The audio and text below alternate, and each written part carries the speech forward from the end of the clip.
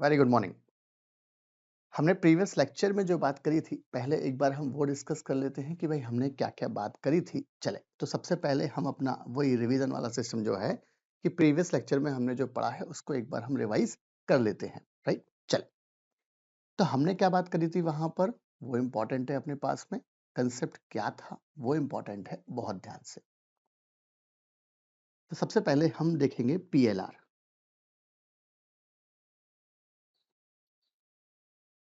PLR मतलब previous lecture revision.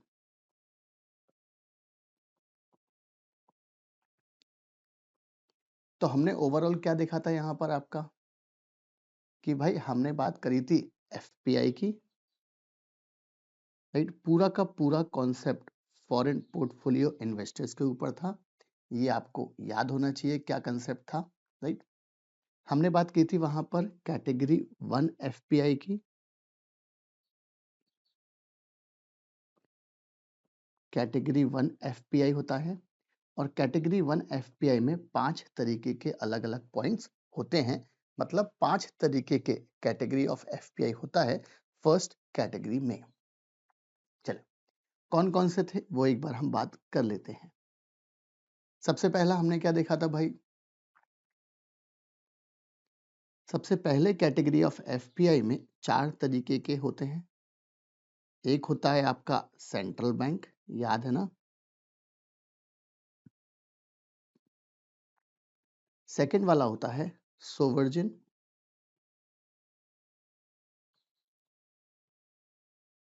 Wealth fund, वो example देखा था अपन ने किया वाला, राइट? या चाइना वाला सीआईसी, रिकॉल हो रहा होगा थोड़ा थोड़ा। फिर हमने देखा था आपका international multilateral organization, for example याद करो रशिया वाला नाटो, आईएमएफ, वर्ल्ड बैंक। ये सारे क्या होते हैं? International bilateral organisation. एक और क्या देखा था यार? एंटिटी ओन्ड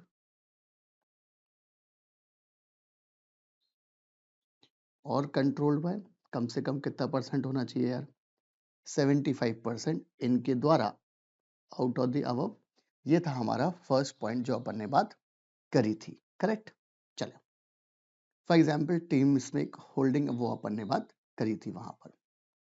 अब इंपॉर्टेंट चीज है, ये हुआ इसका फर्स्ट पॉइंट। सेकेंड पॉइंट क्या था? सेकेंड पॉइंट में दो तरीके के पॉइंट थे।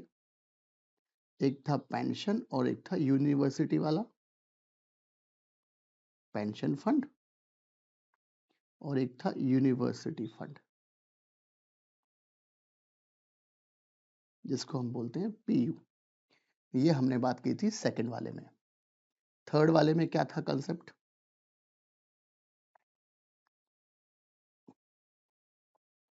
थर्ड कैटेगरी वाले में हेडिंग क्या थी? एप्रोप्रिएटली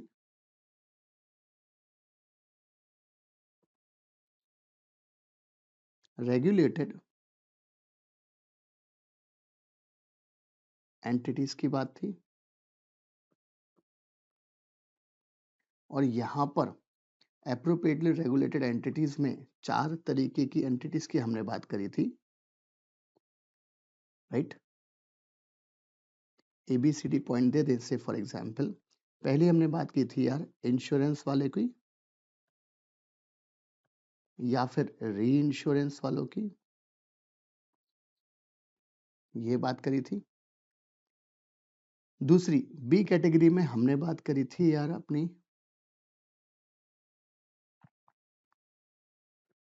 बैंक की,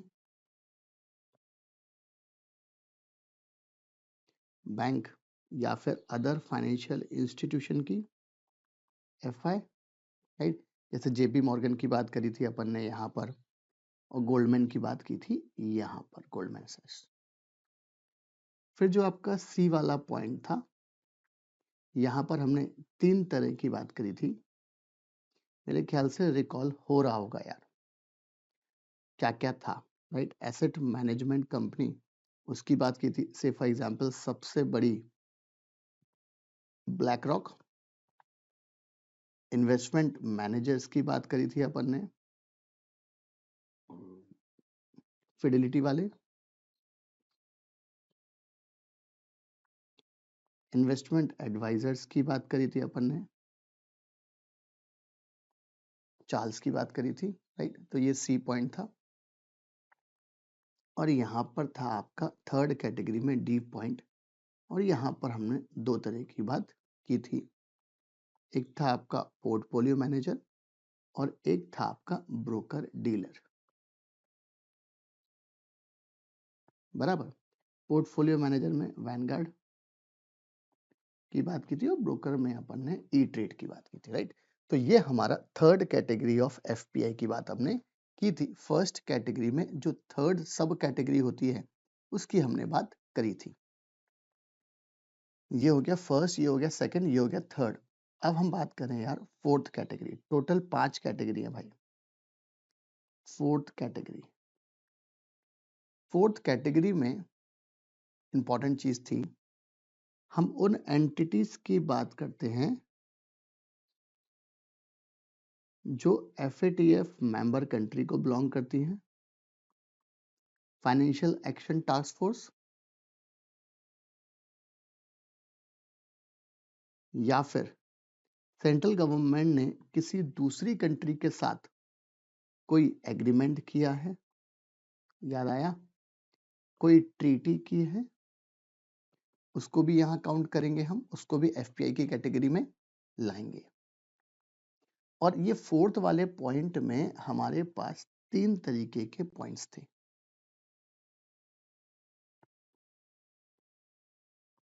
एक को हम बोलते हैं यार रेगुलेटेड फंड,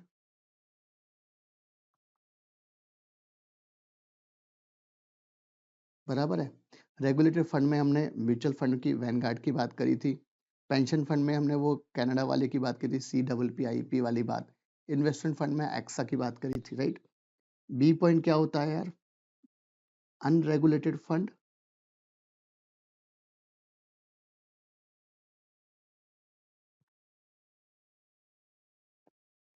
जो किसी डायरेक्टली तो रेगुलेट नहीं होता है किसी भी से, बट इंपॉर्टेंट पॉइंट, इनका जो इन्वेस्टमेंट मैनेजर है वो कैटेगरी वन एफपीआई में रेगुलेट होता है, याद आया।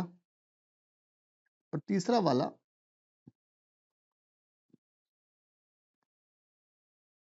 जो यूनिवर्सिटीज वगैरह दान करती है वो थी, जिसको हम बोलते हैं ईयू। यूनिवर्सिटीज कम से कम कितने साल पुरानी वाली, 5 इयर्स पुरानी वाली, राइट। हार्वर्ड यूनिवर्सिटी की बात की थी, यूके वाली बात की थी हमने, स्टैनफोर्ड की बात करी थी, ये सब चीजें यहां पर आएंगी। ये कौन सा था यार, कैटेगरी 4 एफपीआई। और लास्ट कैटेगरी ऑफ एफपीआई क्या था यार, 5वां वाला,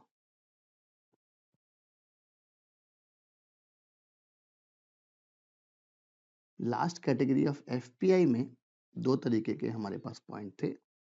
पहला वाला, हम उन सारी एंटिटीज की बात करते हैं whose इन्वेस्टमेंट मैनेजर, वो एंटिटी कहाँ लोकेटेड है हमें उससे मतलब नहीं है, जिसका इन्वेस्टमेंट मैनेजर लोकेटेड है कहाँ पर, एफएटीएफ मेंबर कंट्री में, प्लस, और वो एफएटीएफ मेंबर कंट्री के बाद वो इन्वेस्टमेंट मैनेजर कैटेगरी 1 एफपीआई में भारत में रजिस्टर्ड है, वो बात की थी। या फिर सेकंड वाला पॉइंट, ऐसी एंटिटीज जिसकी 75% ओन्ड कौन करता है यार, कोई दूसरी एंटिटी जो एफपीआई 1 कैटेगरी में रजिस्टर्ड है मेंबर कंट्री में। तो कुल मिलाकर यार ये 5 तरीके के हमने क्या देखे थे वहां पर कैटेगरी 1 एफपीआई में, और 5 तरीके में इंटरनल इतने सारे पॉइंट्स थे, एग्जाम में आ जाए सब इसको लिखाओ, कोई टेंशन नहीं है। डिपेंड करता है कितने मार्क्स में आएगा, उस हिसाब से आपको मेंशन करना पड़ेगा। तो मेरे ख्याल से ये पूरा का पूरा एफपीआई का कैटेगरी 1 का पूरा कॉन्सेप्ट क्लियर है। चल अब हम बात करें यार कैटेगरी 2 एफपीआई की, ये थोड़ा सा इंपॉर्टेंट है। कैटेगरी 2 एफपीआई में हम स्टार्ट करने के पहले देखें भाई कितनी तरह के यहाँ पर इंस्टीट्यूशंस कवर हैं। तो भाई लॉ ने बोला 8 तरीके के, कुल मिला के 5 तरीके के पॉइंट कैटेगरी 1 में आते हैं और 8 तरीके के पॉइंट कैटेगरी 2 में आते हैं। तो 13 तरीके के टोटल एफपीआई होते हैं रजिस्टर्ड।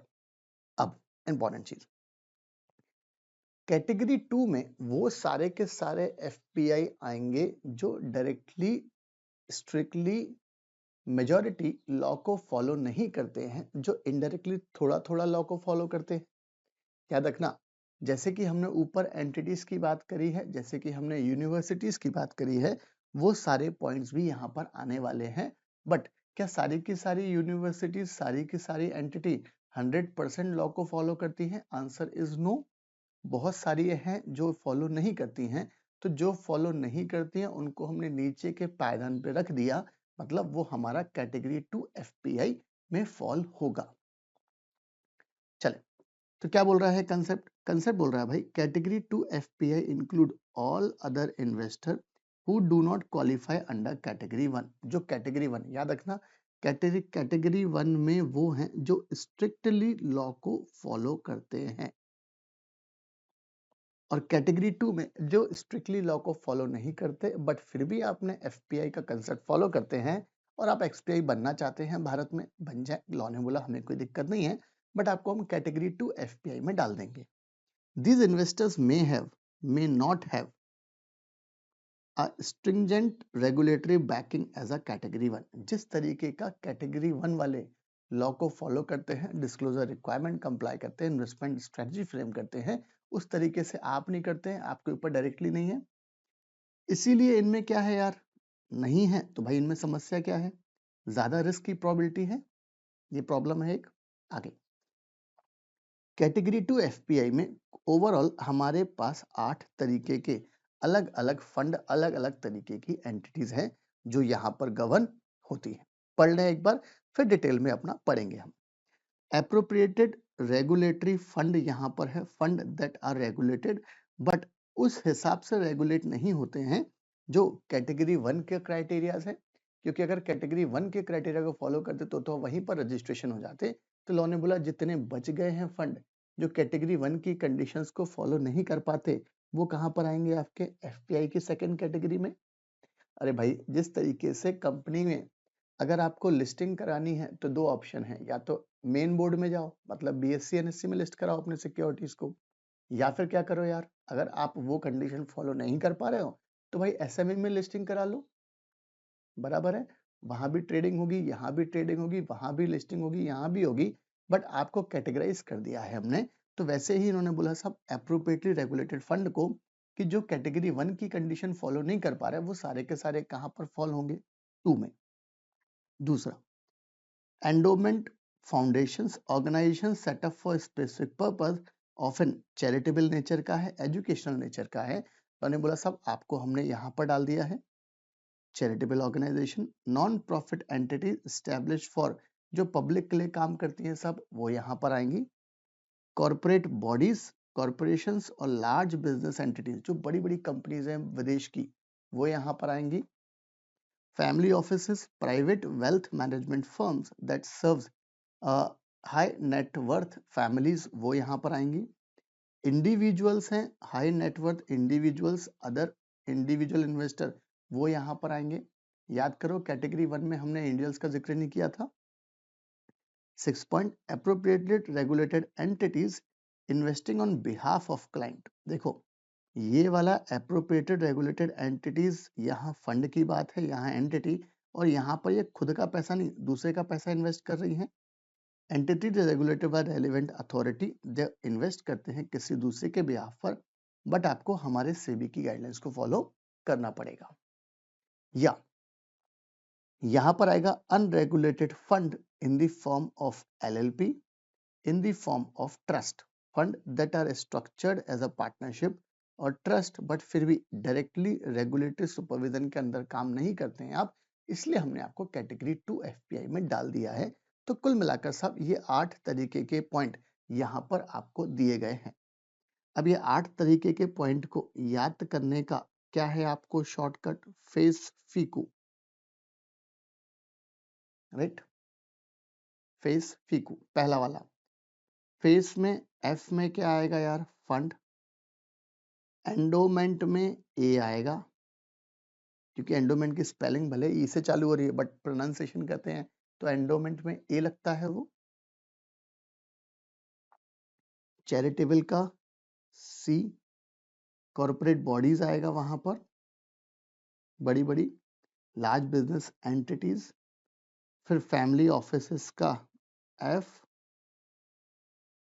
इंडिविजुअल्स का आई, एप्रोप्रिएटेड रेगुलेटेड एंटिटीज जो क्लाइंट के बिहाफ पर पैसा इन्वेस्ट करती हैं तो क्लाइंट का सी और यू, राइट। तो ये इसका शॉर्टकट है, ये इसका निमोनिक कोड हुआ। सब कैटेगरी 1 और कैटेगरी 2 में कौन कौन सी आती हैं? फेस फीक्यू।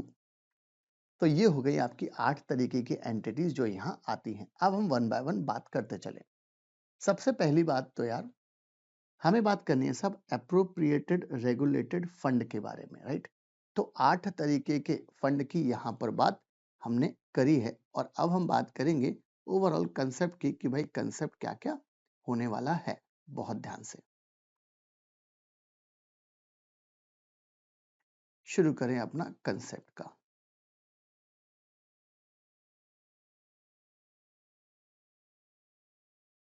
तो भाई हमको करना है एफपीआई का कैटेगरी 2 वाले में ओवरऑल हमारे पार्ट्स कितने पॉइंट है यार? 8 पॉइंट्स। शॉर्टकट क्या रखा हमने? F A C E F I C U, face फीकू, राइट। चले तो हम कंसेप्ट देखते हैं कि भाई कंसेप्ट क्या है हमारे पास। सबसे पहला है हमारे पास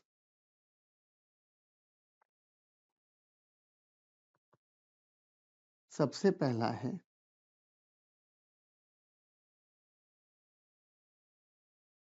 appropriately regulated fund.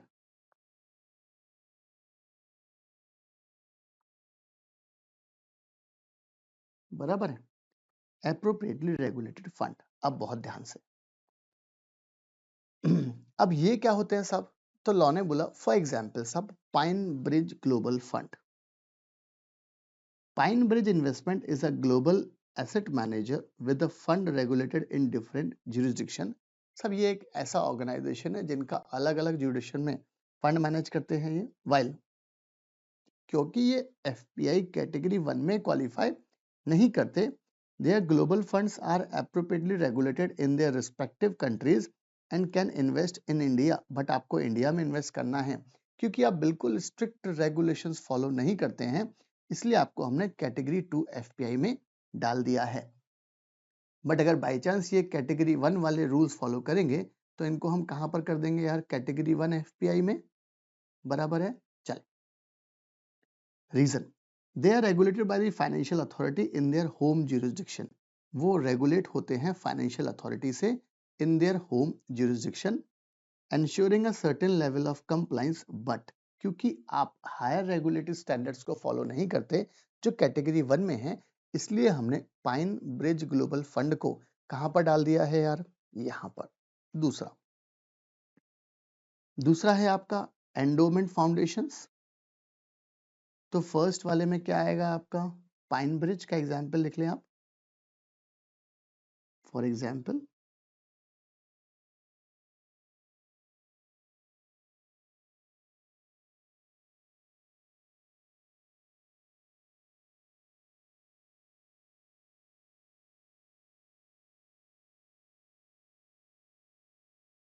Pine bridge global funds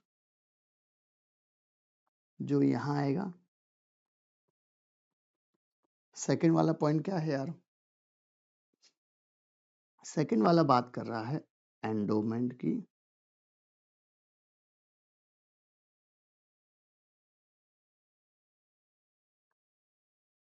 endowments and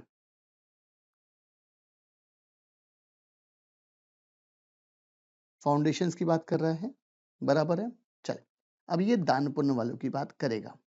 क्या बोल रहा है वो? एग्जाम्पल, द फोर्ड फाउंडेशन, जो फोर्ड फाउंडेशन है सब, बराबर है, यूएस बेस्ड बड़े दानदाता हैं, बड़े दानदाता, इसका मतलब फिलैंथ्रोपिस्ट मतलब दानदाता।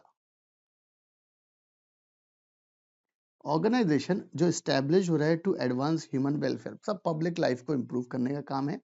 It is a prominent endowment that invest its fund for various social, educational, cultural initiative globally. Reason, though it is not an AMC, ये कोई एएमसी नहीं है, बट इनके पास इतना पैसा है, pool of funds that it manages to support global cause and can invest in international markets like India.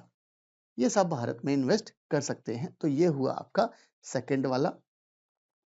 For example Ford Foundation. Second का example क्या है भाई हमारे पास?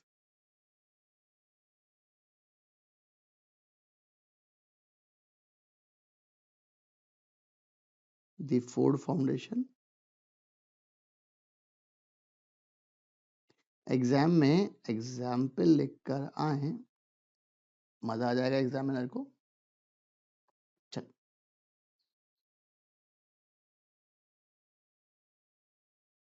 ये थे हमारे पास कितने तरीके के यार पॉइंट्स आपके? दो तरीके के पॉइंट्स जो अपन ने बात करी है। फिर थर्ड था हमारे पास चैरिटेबल ऑर्गेनाइजेशन।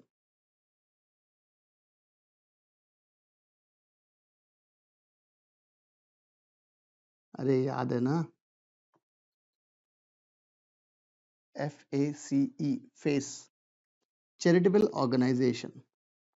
चल, तो फर्स्ट वाला पॉइंट क्या है? एप्रोप्रिएटेड रेगुलेशन, वो हमने बात कर ली है भाई। सेकंड वाला एंडोमेंट फाउंडेशन। थर्ड वाला बात कर रहा है चैरिटेबल ऑर्गेनाइजेशन की। Example, the bill and Melinda Gates foundation, Bill Gates वाली बात करेंगे अपन।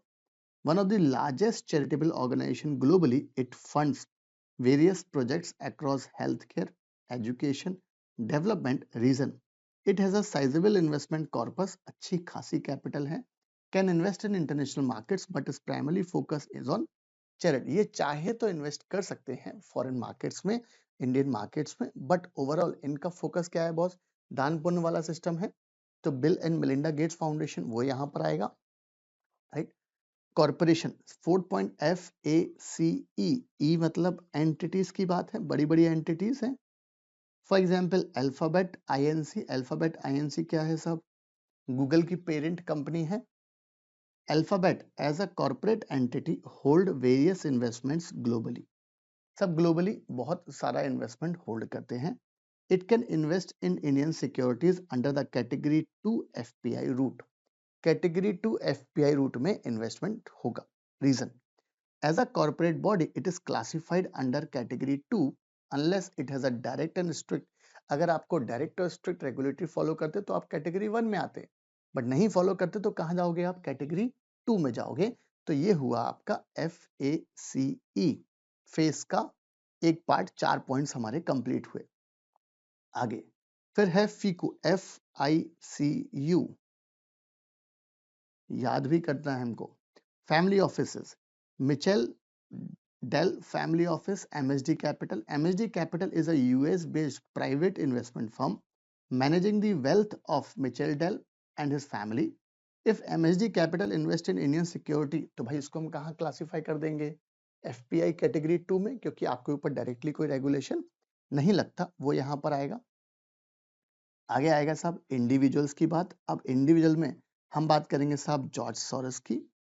नाम सुना होगा आपने इस व्यक्ति का, बड़ा ही नेगेटिव इंसान है इंडिया के इन्वेस्टर्स के प्रति, इंडियन मार्केट्स के अगेंस्ट में। A global investor with a substantial wealth who invest in multiple emerging markets including India. Soros as a non-resident individual would qualify as a category 2 FPI अगर वो सोचता है कि भारत में इन्वेस्ट करे, बट वो नहीं करेगा। ये आपने सुना होगा सब राजनीतिक गलियारों में भी ये बंदे का जॉर्ज सोरस का नाम सुना होगा। चल आगे, seventh point, appropriately regulated entity investing on behalf of client. appropriately regulated entity खुद नहीं अपना पैसा इन्वेस्ट कर रहे हैं, ये क्लाइंट के बिहाफ पर इन्वेस्ट कर रहे हैं। चले, फॉर एग्जांपल गोल्डमैन सैक्स asset management international, this entity is regulated in the US, कहां पर रेगुलेट होता है भाई, यूएस में, and other jurisdiction it manages client assets और इन्वेस्ट करता है globally on behalf of its clients. Reason, the firm may invest in the Indian market for its clients under category 2 FPI, giving its unregulated status but not meeting, क्योंकि ये category 1 की condition को fulfil नहीं करता, इसलिए हमने इसको category 2 में डाल दिया है। फुलफिल करता तो फिर ये कैटेगरी 1 में जाता। Unregulated funds in the form of LLP and trust. Bain Capital.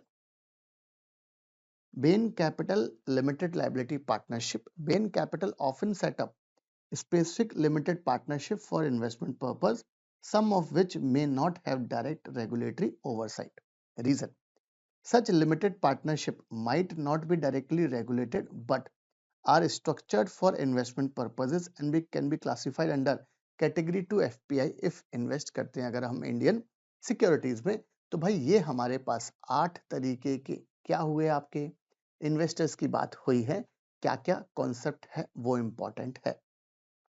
चल, तो हमारे पास ये हुआ आपका 8 तरीके का, बहुत ध्यान से। तो हमने क्या बात करी है यार, फर्स्ट वाले पॉइंट में, बात करी हमने सब FACE, फेस। ये हुआ A, ये हुआ C। Fourth point,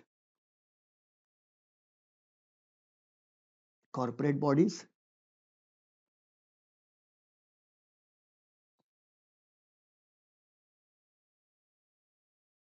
corporate bodies को यहाँ कवर किया है। अच्छा, चैरिटेबल ऑर्गेनाइजेशन में हमने कवर किया है किसको,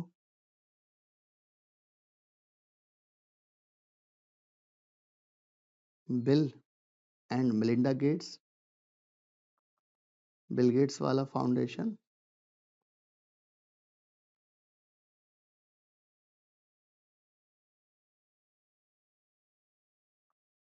करेक्ट। कॉर्पोरेट बॉडीज में हमने बात करी है सब गूगल के पेरेंट कंपनी की, अल्फाबेट की, INC। चल, पांचवा पॉइंट क्या था यार, फैमिली ऑफिसेस, याद है ना।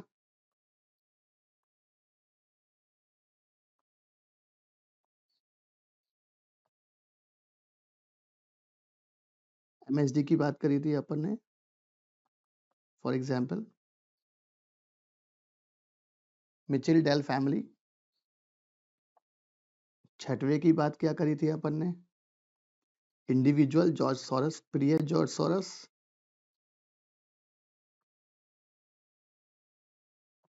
ये इंडिविजुअल्स की बात की थी हमने।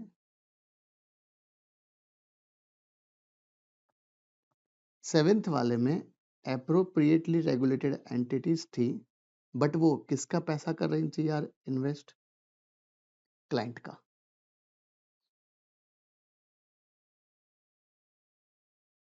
एप्रोप्रिएटली रेगुलेटेड एंटिटीज थी, बट वो इन्वेस्ट करती हैं पैसा क्लाइंट का, on behalf of client.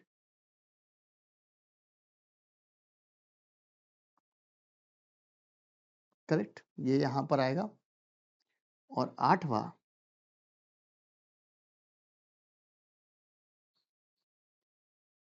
Unregulated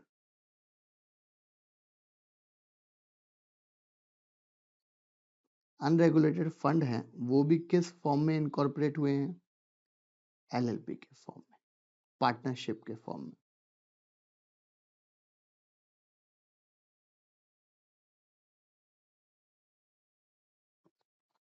बराबर, फॉर एग्जांपल बेन कैपिटल।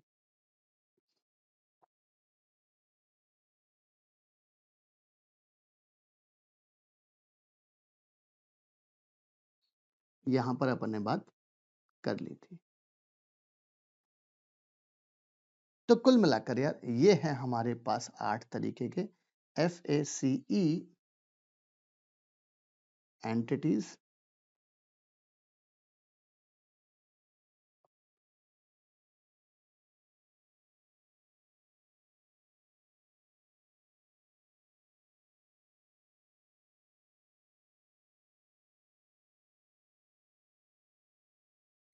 फिर से एफ आई सी और यू, राइट। चल, तो ये हमारे पास कुल मिला के फेस फीकू 8 पॉइंट हैं एफपीआई कैटेगरी 2 में रजिस्ट्रेशन के लिए जो अपन ने बात करी है, राइट। ये एग्जाम के हिसाब से याद रखना यार, कैटेगरी 1 में कौन कौन आता, कैटेगरी 2 में कौन कौन आता, ये चीज इंपॉर्टेंट है हमारे पास एग्जाम पॉइंट ऑफ व्यू से। चल, तो अपन ने ये पूरी की पूरी बात कर ली है। और क्या क्या है यहाँ पर, एक आपको शॉर्ट में बताया है कि भाई कॉन्सेप्ट क्या होता है। तो कैटेगरी 1 में एफपीआई में हमने 5 तरीके की बात करी है। एक हमने गवर्नमेंट रिलेटेड इन्वेस्टर्स की बात करी, से फॉर एग्जांपल सेंट्रल बैंक याद है, सोवरेन वेल्थ फंड याद है, मल्टीलेटरल ऑर्गेनाइजेशन वो याद कीजिए, पेंशन फंड, यूनिवर्सिटी फंड 5 साल वाली, एप्रोप्रिएटेड रेगुलेटेड एंटिटीज इंश्योरेंस वाली बात करी है, री इंश्योरेंस की बात करी है, बैंक की बात करी है, फाइनेंशियल इंस्टीट्यूशन की बात करी है, asset management, investment managers, portfolio manager, इन सब की हमने बात कर ली है। एफएटीएफ मेंबर कंट्रीज को बिलोंग करते हैं उनकी बात कर ली, उसमें रेगुलेटेड और अनरेगुलेटेड वाले में। बट अनरेगुलेटेड वाले में भी क्या बात करिए कि आपको जो मैनेज कर रहा है वो एफएटीएफ मेंबर कंट्री का बंदा रजिस्टर्ड एफपीआई है। और स्पेसिफिक एंटिटी स्ट्रक्चर में सब हमने बात करी है वहां पर 75% की।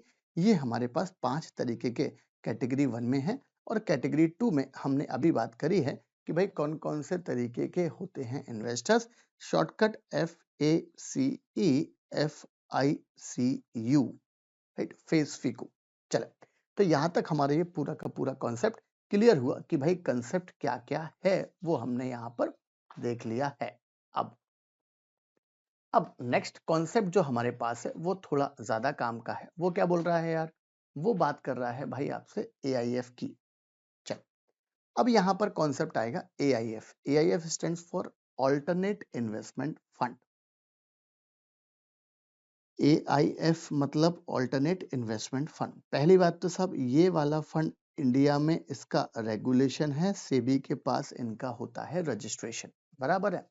सेबी के पास क्या होता है इनका रजिस्ट्रेशन, एआईएफ का रजिस्ट्रेशन इनके पास होता है। बहुत ध्यान से शुरू करें। अब एग्जाम में क्या सवाल आया, एग्जाम में सवाल देखो, पहले सवाल पूछ रहा है आपसे वो, an alternate investment fund which has been granted registration under a particular category. इसका मतलब कि एआईएफ की अलग अलग कैटेगरीज होती हैं। अरे भाई, एआईएफ की अलग अलग कैटेगरीज होती है, मतलब कैटेगरी में रजिस्ट्रेशन होता है।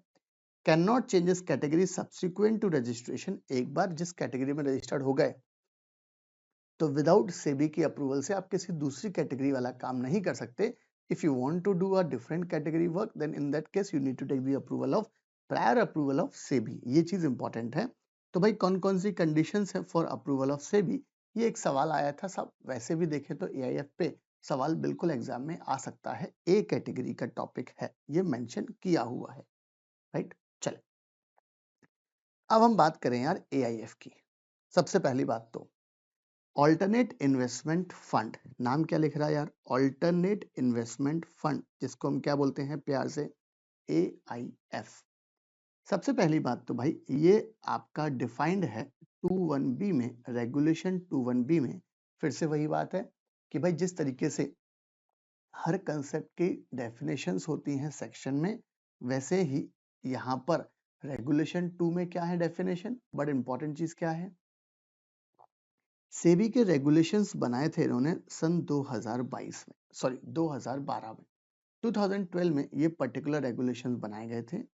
इस रेगुलेशन में एक डेफिनेशन है 21B में, जिसमें डिफाइन करा गया है कि भैया एआईएफ क्या होता है। चल, और डेफिनेशन आपके पास ये रही। और सबसे इंपॉर्टेंट पॉइंट क्या है, इन्होंने बोला एआईएफ आर प्राइवेटली, इंपॉर्टेंट ये शब्द आना चाहिए एग्जाम में, privately pooled investment vehicle. Privately मतलब हमने गवर्नमेंट से पैसा नहीं लिया, खुद का पैसा इन्वॉल्व करा है। पूल्ड मतलब कलेक्शन, इकट्ठा करा एक साथ पैसा।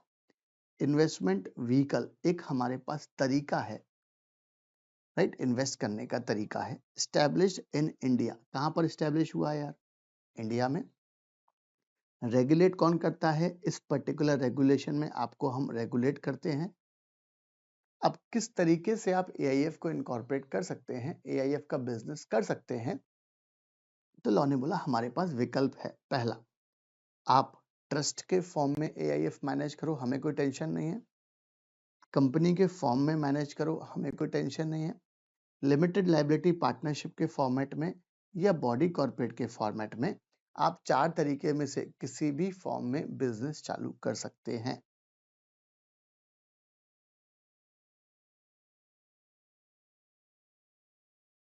या यूं बोलें तो इसको हम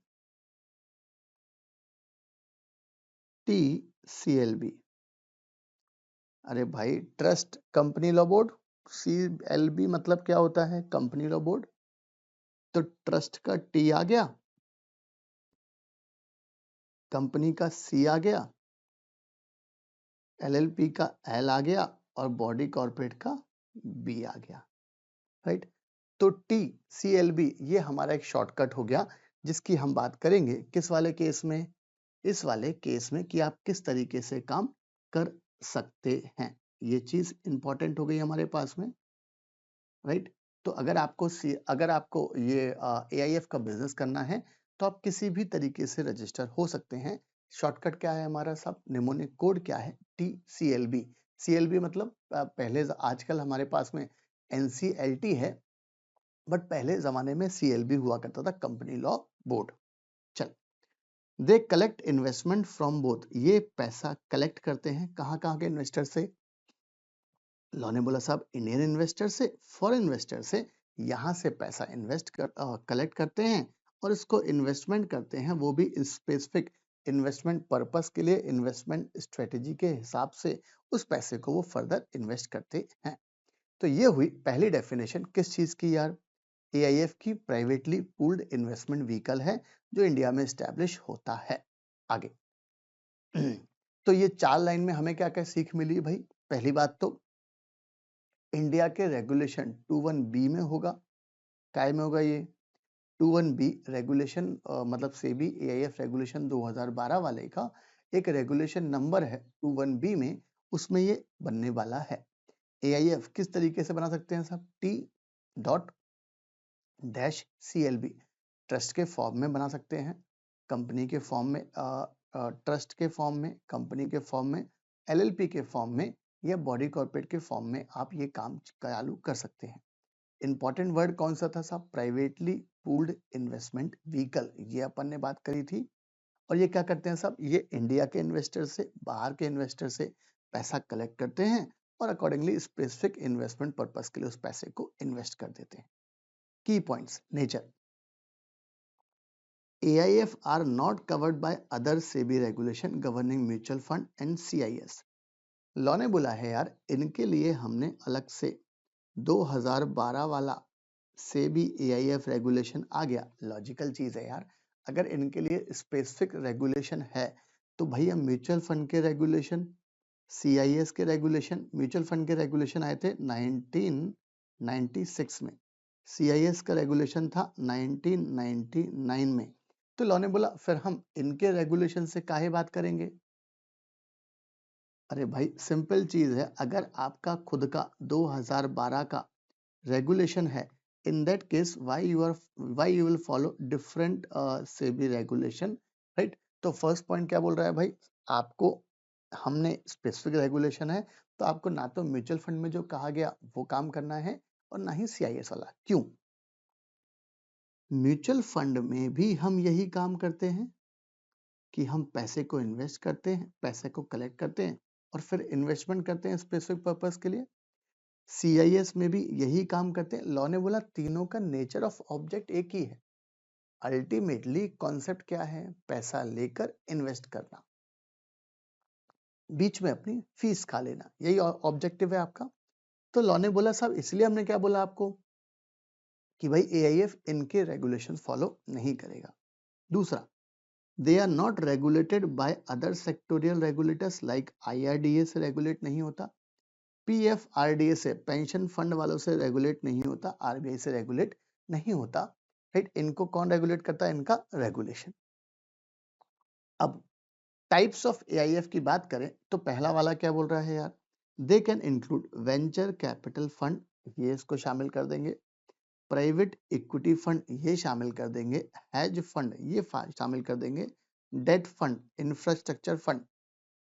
मतलब किसी भी तरीके का आपने ये 5 तरीके में से किसी भी तरीके का फंड अगर बनाया है तो इसको हम एआईएफ की कोई ना कोई कैटेगरी में तो इसको हम क्लासिफाई कर देंगे। ये चीज इंपॉर्टेंट है और याद रखना यार, एआई इसका मतलब ये है कि भाई एआईएफ की कुछ कुछ कैटेगरीज हैं और यहाँ पर 3 तरह की कैटेगरीज लॉ में बताई हैं, रेगुलेशंस में बताई हैं कि भाई एआईएफ का अब कल के दिन मुझे जाना है रजिस्ट्रेशन कराने के लिए तो मैं 3 में से किसी भी कैटेगरी में रजिस्ट्रेशन करवा सकता हूँ, चाहे तो कैटेगरी 1 में, चाहे तो कैटेगरी 2 में, चाहे तो कैटेगरी 3 में।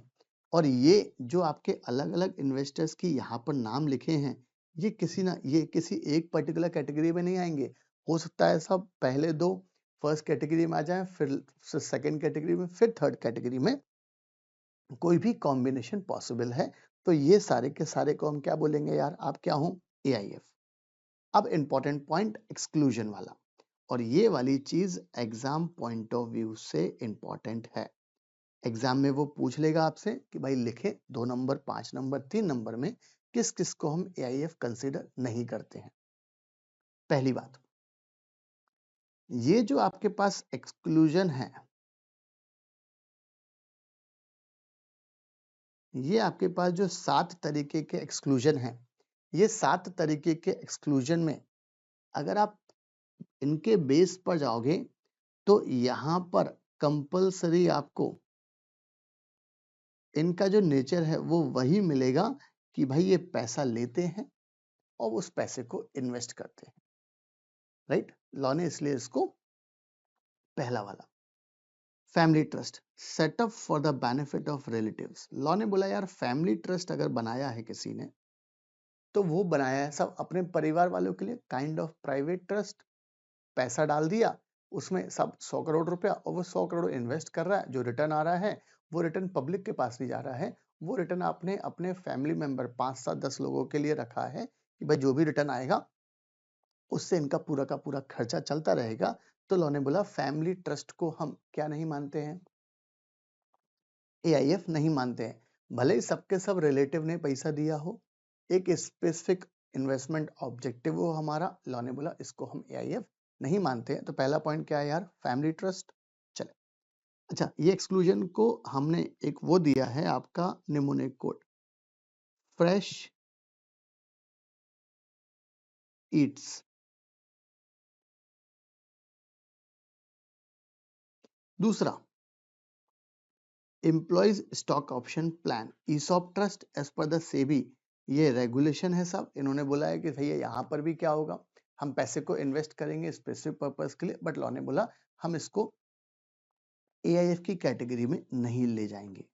तीसरा, employee welfare and gratuity trust establish for किसके लिए, एम्प्लॉय के बेनिफिट के लिए, नहीं ले जाएंगे इसको हम।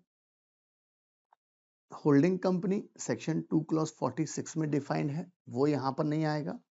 स्पेशल पर्पस व्हीकल कुछ बनाया है, not created by a fund manager like securitisation trust, law ने बोला साहब ये नहीं है, तो फिर कोई दूसरा है उसको भी हम एआईएफ में नहीं काउंट करेंगे। सरफेसी एक्ट में securitisation reconstruction companies registered with RBI under the SARFAESI act 2002 में, लॉ ने बोला इसको हम एआईएफ में नहीं काउंट करेंगे। या अगर किसी फंड को नाम स्पेसिफिक नहीं दिया और किसी फंड को और कोई रेगुलेटर अगर मैनेज करता है सब, तो उसको भी हमने एआईएफ कैटेगरी में शामिल नहीं किया है।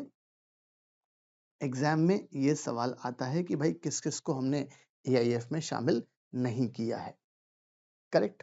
चलो अब हम बात करें यार कि भाई एक जो निमोनिक कोड बनाया है आपके लिए, क्या बनाया है निमोनिक कोड की एआईएफ के एक्सक्लूजन को कैसे याद करें, बहुत ध्यान से। एक्सक्लूडेड कैटेगरी यहां पर आएंगी, सबसे पहला एफ फैमिली ट्रस्ट का आएगा, रेगुलेटेड का regulated entities by other regulator, सबसे लास्ट पॉइंट सेकंड पॉइंट में आर हो गया, ईसॉप का ई हो गया, स्पेशल पर्पस व्हीकल का एस हो गया, राइट। ये है आपका फ्रेश ईट्स, जो एफपीआई में काउंट नहीं करते हैं। F stands for family trust, fresh में R stands for regulated entities by other regulator, वो यहाँ आएगा। ई स्टैंड्स फॉर ईसॉप वाला, S stands for special purpose vehicle वाला, H stands for holding company वाला, E stands for employ welfare and gratuity trust हमने बनाया है, ये हो गया ये। A stands for asset reconstruction company, T stands for trust for employees benefit और सिक्योरिटाइजेशन ट्रस्ट, ये हो गया इसका फ्रेश ईट्स जो अपन ने बात करी है। थोड़ा और ब्रेक कर दिया इसको, तो ये आपको याद हो गया मेरे ख्याल से कि ओवरऑल कॉन्सेप्ट क्या है, राइट। चले, तो फ्रेश ईट्स मतलब एक हो गया आपका फैमिली ट्रस्ट, एक हो गया आपका family trust, R stands for regulatory वाला आएगा, E stands for ESOP, S stands for special purpose vehicle और H stands for holding company. ये E stands for employ welfare वाला, A stands for ARC asset reconstruction company, T stands for trust for employees और S stands for securitisation trust. तो कुल मिलाकर इन सबको हम AIF में शामिल नहीं करेंगे। एग्जाम पॉइंट ऑफ व्यू से काम का है कि भाई किस किस को हम एक्सक्लूडेड कैटेगरी एआईएफ में काउंट नहीं करते हैं। चले, पर्पस। अब एआईएफ पैसा इन्वेस्ट करता क्यों है वो इंपॉर्टेंट है, ध्यान से। तो पर्पस में बात करी गई है कि भाई आप पैसा इन्वेस्ट करते क्यों हो, वो इंपॉर्टेंट है। चले, यहां पर जो भी स्ट्रेटेजी होगी वो डिफाइंड स्ट्रेटेजी होगी। AIF invest according to the defined investment policy, मतलब पैसा आया हमारे पास, उसके पहले स्ट्रेटेजी होगी कि हम किस तरीके से इन्वेस्ट करेंगे ताकि हमारे इन्वेस्टर्स को क्या मिले, benefit, and are primarily used for the unique investment strategies that are not suitable for traditional mutual fund. जो ट्रेडिशनल म्यूचुअल फंड वाले फॉलो करते हैं वो कंसेप्ट फॉलो नहीं करेंगे, उनसे एडवांस लेवल फॉलो करेंगे। By understanding these categories and exclusions, it becomes clear which type of funds qualify as a AS, which do not under the which do not under the Indian regulation। जैसे ही हमने बात करी साहब किस किस को exclude किया गया है, तो समझ में आ गया कि यार ट्रेडिशनल म्यूचुअल फंड वाले जो फॉलो करते हैं हमको वो कॉन्सेप्ट फॉलो नहीं करना। One AIF can float several scheme, एक एआईएफ अलग अलग तरीके की स्कीम ला सकता है। Investors in this fund are large institution, हम इंडिविजुअल की बात नहीं करते हैं। इंडिविजुअल एआईएफ में इन्वेस्ट नहीं करता है। जो बड़े बड़े इंस्टीट्यूशन जिनके पास बहुत सारा पैसा है वही आते हैं यहाँ पर। हाई नेटवर्थ इंडिविजुअल्स, कॉर्पोरेट्स यहाँ पर आते हैं। In India AIF is regulated by the SEBI AIF regulation 2012, right. आपको इंडिया में सब क्या बोल रहा है वो कि सेबी एआईएफ रेगुलेशन 2012 यहाँ पर आएगा। आगे फिर आपको कैटेगरीज दी गई हैं और यहाँ पर कैटेगरीज हैं 3 तरह की, कैटेगरी 1, कैटेगरी 2, कैटेगरी 3 में एआईएफ की हमने बात करी है। जो चीज अब हमारे पास बहुत इंपॉर्टेंट है, राइट। कैटेगरी 3 तरह की कैटेगरीज हैं, categories of AIF, category 1, category 2, category 3। कौन कौन आता है कैटेगरीज में, अगर हम बात करें साहब तो individuals includes venture capital fund वाले कैटेगरी 1 में आते हैं, एसएमई फंड वाले यहाँ आते हैं, इंफ्रा फंड वाले यहाँ पर आते हैं। तो कुल मिलाकर ये हैं जो इन्वेस्टमेंट कैटेगरी में आते हैं यहाँ पर हमारे पास। आगे शुरू करें, राइट। दूसरा कैटेगरी 2 में कौन आता है यार, private equity funds, debt fund यहाँ आते हैं और हेज फंड वाले कैटेगरी 3 में आते हैं। चलो अब एग्जाम में सवाल आएगा आपके पास, discuss briefly the various categories of investment AIF. सब ये कैटेगरीज को डिस्कस करें। 5 नंबर में सवाल एक आया हुआ है। सेबी ने क्लासिफाई किया है investment categories into broad categories, that is category 1, 2, 3। Discuss the key features of AIF category. सब एआईएफ कैटेगरी के की फीचर्स बताएं, तो अब हमको आंसर करना है, क्या करना है, कैसे लिखना है, वो सब चीजें मेंशन है। अब हम बात करेंगे डिटेल में कि भाई कैटेगरी के में क्या क्या आता है। चल, तो कुल मिलाकर यहां तक हमने क्या देखा कि भाई एआईएफ में रेगुलेशन आया यार 2012 में। भाई रेगुलेशन कब आया? 2012 में, वो अपन ने बात कर ली है, बराबर है। और अपन ने क्या देखा है कि अगर आपको if you want to incorporate AIF, तो आपके पास 4 रास्ते हैं। मतलब एआईएफ बनाकर बिजनेस करने के आपके पास कितने रास्ते हैं? 4 टाइप्स में है। शॉर्टकट क्या देखा था हमने? पहला वाला क्या है यार? आप ट्रस्ट के फॉर्म में बना लो।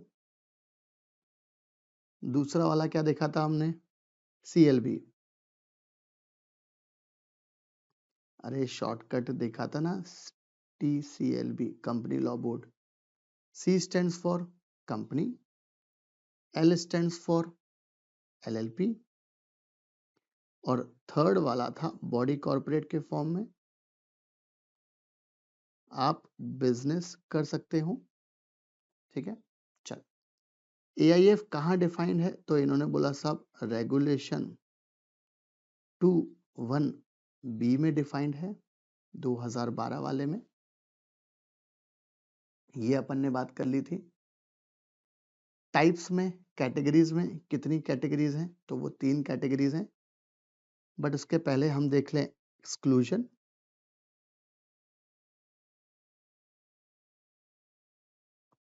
राइट, किस किस को हमने इसमें शामिल नहीं किया है? रिकॉल करें फटाफट, याद है आपको? शॉर्टकट क्या था यार? Fresh eats. चल, F stands for family trust.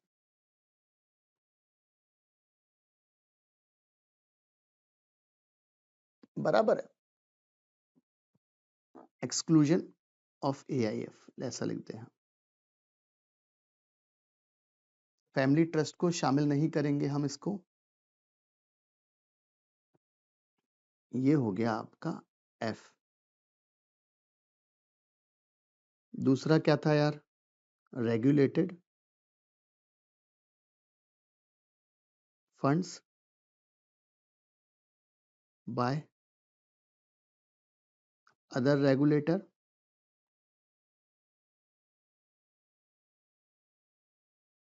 ये था आपका इसका, ये था एफ।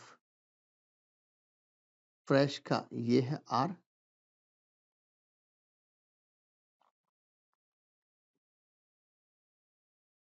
फिर आएगा ईसॉप ट्रस्ट। अरे याद है ना? तो ये आ गया इसका ई।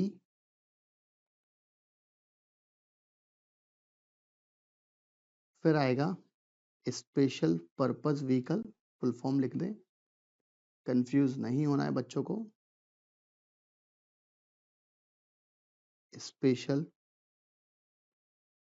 पर्पस व्हीकल, शॉर्टकट में क्या बोलते हैं यार? एसपीवी। तो ये इसका एस, ये हो गया एस। मेरे ख्याल से समझ में आ रहा है। और आगे चलें, नंबर दे दें इनको हम।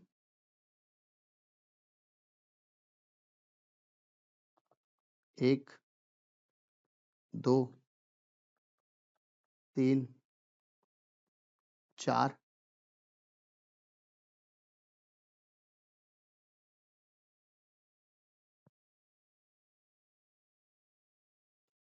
फिर हमारे पास 5वां क्या है यार?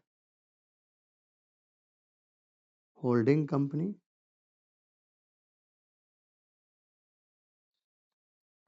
और होल्डिंग कंपनी कहाँ है यार? 2 क्लॉज 46 ऑफ कंपनीज एक्ट। अरे याद है ना भाई, कंपनीज एक्ट 2013 वाला। चले, तो ये एच ये आ गया होल्डिंग कंपनी का H, 5 हो गए। 6 हो गया आपका एम्प्लॉय वाला, नहीं यार रेड लाइन ही डालें।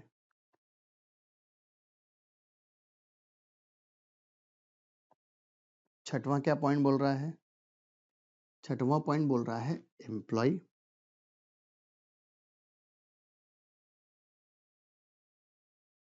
छठवां पॉइंट क्या बोल रहा है?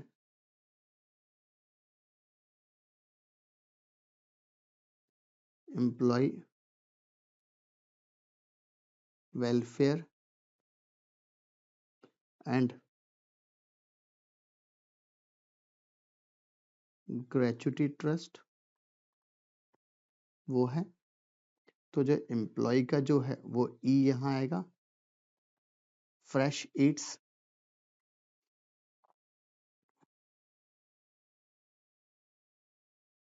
छठवें के बाद सातवां ARC एसेट रिकंस्ट्रक्शन कंपनीज आएगा यार। ये आ गया, सॉरी, फ्रेश ईट्स,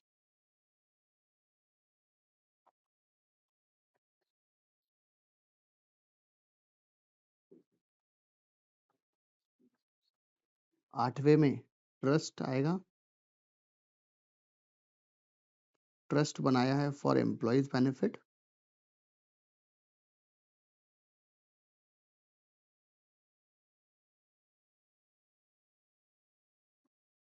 तो ये टी वाला, ये इसका टी यहाँ आ गया।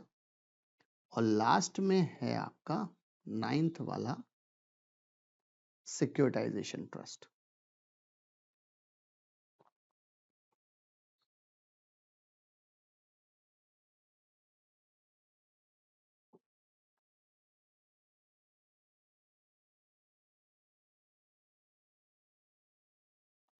तो इसका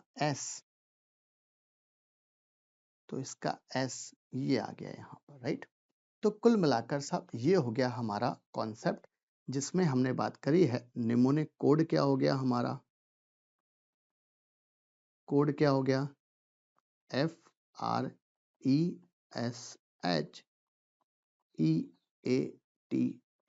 राइट। तो ये हो गया हमारा कोड, जो बात करेगा किस चीज की यार? जो बात करेगा साहब कि क्या क्या एक्सक्लूजन में आते हैं। एग्जाम में इस पर सवाल आ सकता है, भले 3 नंबर में सवाल आए, बट एग्जाम में सवाल पूछा जा सकता है कि भाई किस किस को हमने एक्सक्लूड किया है, किससे, ये कॉन्सेप्ट से। चल, ये हमारा पूरा का पूरा कॉन्सेप्ट है। अब कैटेगरी 2 ऑफ AIF जे हम ये बात करेंगे सब नेक्स्ट लेक्चर में। यहां तक इंपॉर्टेंट है, पढ़ें आराम से। कोई डाउट हो, वैसे कोई डाउट नहीं होगा ये मेरी गारंटी है, बट देन टू कोई डाउट हो तो आपके पास मोबाइल नंबर है, बिंदास आप डाउट पूछ सकते हैं। चल, थैंक यू।